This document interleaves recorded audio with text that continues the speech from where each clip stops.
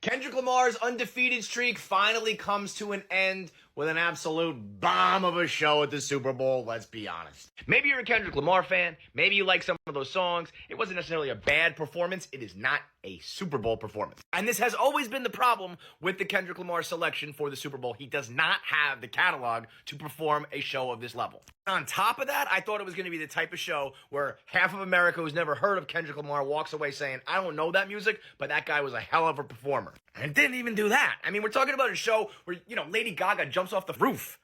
Kendrick Lamar comes out the PlayStation controller. Samuel L. Jackson is the big surprise with Serena Williams crip walking. Like, it's just, none of this is on the level of Usher, Rihanna, people with like 20 number one hits where you're trying to guess, are they going to open with this song or finish with this song? What's your favorite song? No, that's my favorite song. This dude had one song that people were waiting for. When you choose the artsy, in-depth, musical, perspective, emotional guy, that's what you're going to get. And ironically, if you're going to pick a rapper that is on that level for the Super Bowl, there's only one guy to do it. And don't get me wrong, Drake got his teeth kicked in by this guy for a year straight, but this stage is just simply too big of a moment for him. And it's not even necessarily a knock. It's that you have to have a catalog that can perform for 150 million people of all ages and races, and there's only a few people that can do that. He just doesn't have it. And the worst part was the way he was teasing Not Like Us. Like, we know that's what the audience wants. We can't give it to you right away. It felt like a one-hit wonder band where the audience is like, do the thing. Do the song we want. The Super Bowl performance needs to have so many hits that you don't even care which one it is. You want all of them. Now, this doesn't erase the beef. It doesn't take the W away from Kendrick. It doesn't take the L away from Drake. It doesn't mean that Drake has not mortified and embarrassed himself for a year straight, taking L after L after L. But you are lying if you would tell me that Drake would not put on a show that was 50 times more memorable and enjoyable and catchy and appropriate for the Super Bowl stage. You are wrong. All of you are wrong. Hey, was it me or was that Kendrick Lamar performance mid? Now, I am a hater. I'll admit that. But the performance was actually mid. Let me tell you why. First of all, the performance was way too quick. They said he finished with 8 minutes and 35 seconds left. Come on, man. Couple classics he should have played that he did not play. The choreography was solid, though. I give you that. I did like the choreography. He could have brought out some different artists.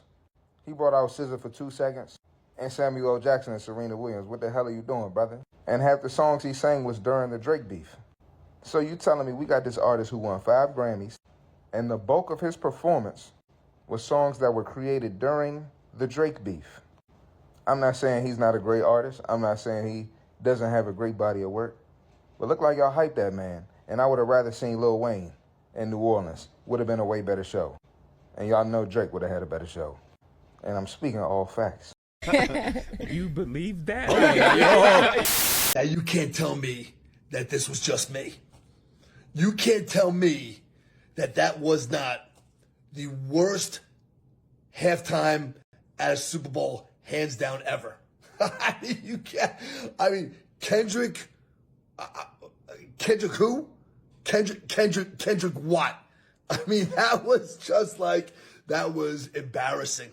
That was just like, I don't know. There was no charisma. There was no this incredible performance of dance moves. I mean, just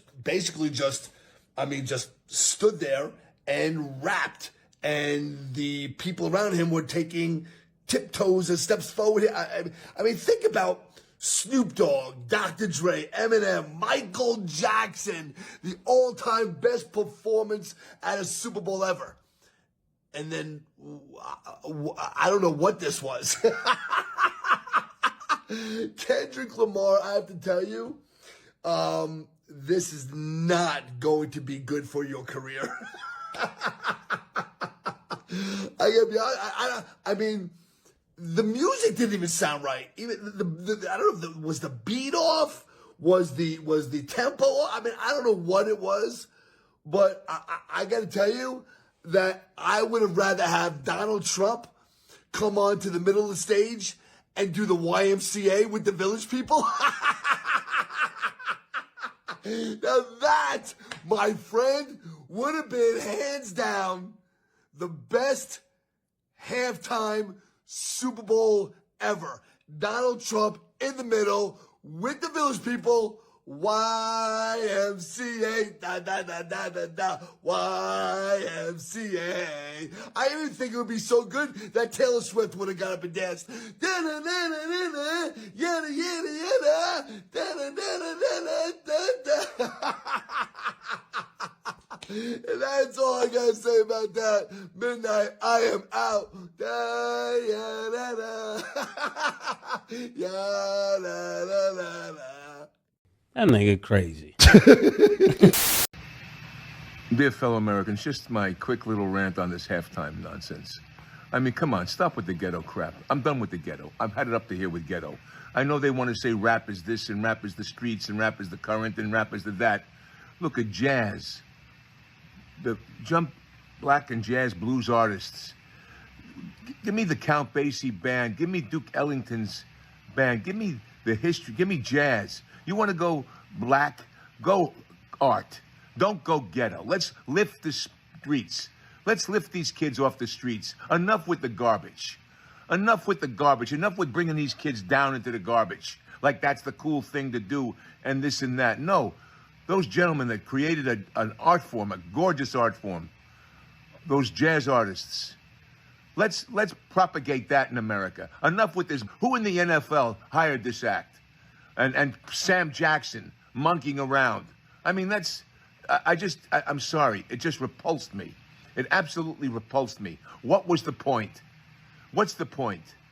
Let's lift the kids. Let's give them something to aspire to, talent to aspire to. Let's train them in instruments and jazz and stop this rap crap that everybody thinks is the new Shakespeare. It's not. It's garbage. It's not lifted. It's down. It's down.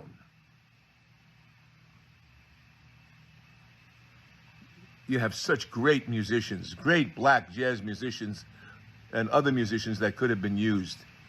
And instead of this crap, what are they trying to do? What's the message? What's the message in the collard greens? Tell me.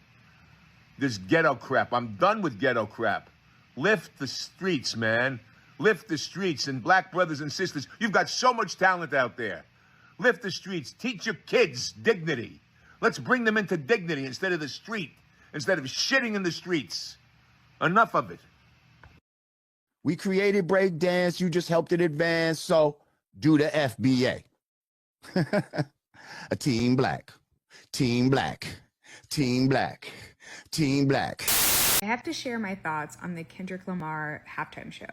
We're about to watch it again to make sure like we didn't miss anything because obviously we had people around us, all this stuff, but I don't feel like it hit the mark the way that they wanted it to. Because everybody's like saying he's trying to make a statement. Well, like, why don't you make that statement more obvious? Because there are things that people are talking about, like, oh my God, he called out Drake. Honey, he already called out Drake. We already knew he thought, and he is saying that Drake is a pedo. Like, we already knew that. And I get that he is trying to make other statements too, but they are not obvious. And if we have learned anything from the last presidential election, we need to make things like plain as day. Like people like how Trump talks about like, I'm gonna make things great. I'm gonna make them great, great, great, great. They like plain ass words. Nobody is gonna be over here Googling the lyrics if they're the people we actually want to hear this message. Like the people who are going to be out here Googling the lyrics, listening to TikToks that explain the lyrics, that talk about what's actually happening and what message he was portraying, or the people that already know what's going on. It's not actually making an impact. It's literally just talking to the people who are already aware that something needs to change.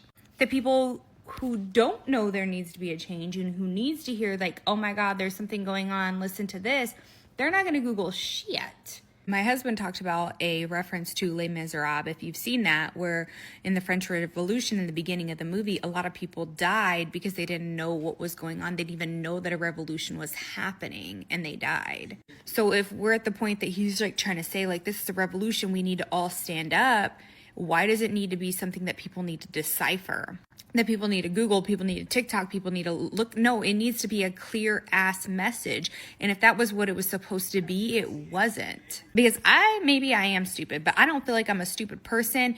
And I was sitting around going, what's supposed to be going on right now? Like, because I knew there was supposed to be some type of message coming at me, but it was not clear.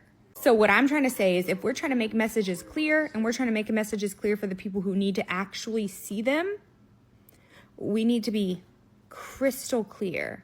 We need to bring it down a notch and talk about how we make shit great again. And now he has to overcome another obstacle. So I'm going to support him. I'm going to lift him up. And I'm going to be there for him. Because I see the way he fights.